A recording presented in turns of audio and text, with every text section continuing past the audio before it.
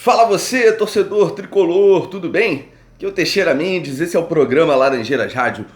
Uma voz que proclama o Fluminense, agora com efeitos especiais aqui, o cenário agora se mexe. Ó. É o vento, é que tá ventando aqui. Rio de Janeiro tá maluco, um dia é um calor infernal. Aí de noite fecha o tempo, chove um pouquinho, aí baixa a temperatura, enfim. Agora tá entre o calor infernal e o tempinho bom. Essa brisa tá segurando a onda.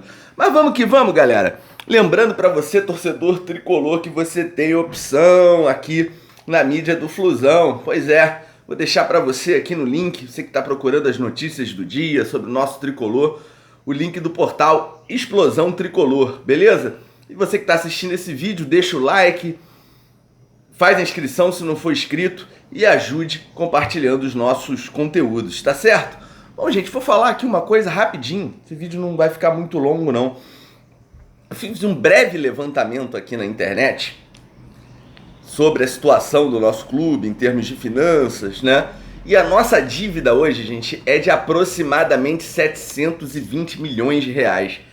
É a terceira maior dívida do Brasil, isso é muitíssimo preocupante, né? Nós devemos muito dinheiro.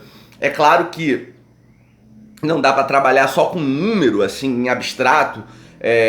Nós teríamos que investigar melhor o perfil dessa dívida, né? Qual é a dívida bancária que geralmente estrangula as finanças do clube com os juros altos, né? O que é a dívida aí com impostos, ou seja, a questão que vai desde a questão trabalhista até, sei lá, ou dívidas de outra natureza, né? Dívida fiscal, digamos assim, as dívidas de curto prazo, aquelas que já estão executadas e que atrapalham muito o nosso clube, com a questão das penhoras, enfim, né? É uma tragédia infinita a situação que o nosso clube chegou. Mas eu queria lembrar você, torcedor tricolor, nós temos uma tradição de grandes gestores e que o Fluminense começa esse processo de decadência há 35 anos. No contexto do século passado, nós tínhamos uma tradição de grandes administradores, de Arnaldo Guin a Francisco Horta. Nós tivemos grandes nomes à frente do Fluminense e por isso, né, o Fluminense do início do século, até meados do século, na verdade, o que nesse caso não inclui o Francisco Horta, o Fluminense recebe em 1949 a Taça Olímpica como exemplo de organização esportiva, né? Então é bom sempre lembrar isso daí, que a nossa tragédia começa nos últimos 35 anos, né? Notadamente da gestão do Fábio Egito pra cá. Mas eu queria dizer uma coisa, galera.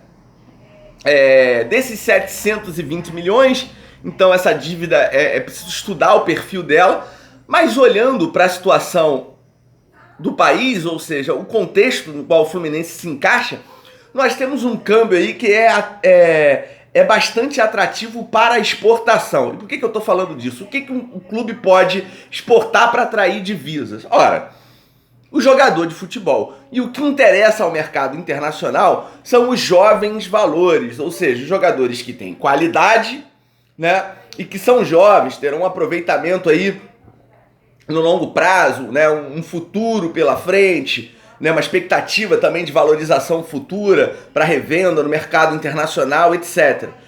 Os clubes portugueses vivem disso praticamente, né? Eles compram e fazem a revenda.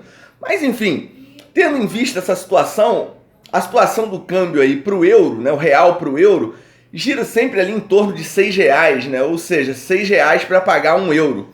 Eu pergunto, se o Fluminense não pode aproveitar conjunturalmente a conjuntura do câmbio, que facilita a exportação, né, para atrair essas divisas, no sentido de tentar equacionar o problema dessa dívida nos próximos 2 anos, será que se o Fluminense conseguir R$100 mil de lucro nas vendas, né, de tudo que a gente vende, tem que pagar isso, aquilo, aquele outro, o empresário tem fatia do jogador, às vezes 40%, 30%, enfim. Mas se o Fluminense conseguir na sua mão 100 milhões de euros, o Fluminense, pela cotação do câmbio de hoje, ele teria 600 milhões de reais.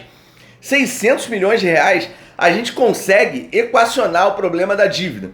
Então, gente, quando a gente faz a discussão aqui da base, a gente está falando da base, John Kennedy, Samuel Granada, Martinelli, a gente está falando da base não somente para uma solução técnica de curto prazo, dado a crise e as carências desse elenco em diversas posições, mas a gente está falando também da valorização de jogadores que podem aí entrar nessa pauta de exportação do Fluminense para atrair as divisas necessárias, o que no médio prazo, estou considerando aqui médio prazo 2 anos, o que nos próximos 2 anos, tendo em vista a tendência de desvalorização do real,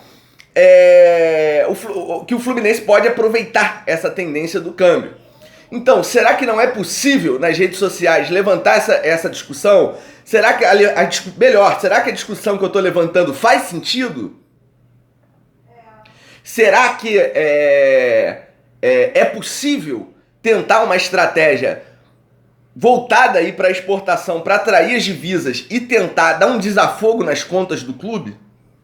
Ficam aqui as perguntas e eu lanço essa pergunta para você, torcedor tricolor. Sou o Teixeira Mendes, esse é o Laranjeiras Rádio, tentando ser um espacinho de pensamento e reflexão sobre o futebol brasileiro e principalmente sobre o nosso querido tricolor das Laranjeiras. Desejo a você uma ótima semana e vamos que vamos, galera! Muita saúde e paz para vocês, galera!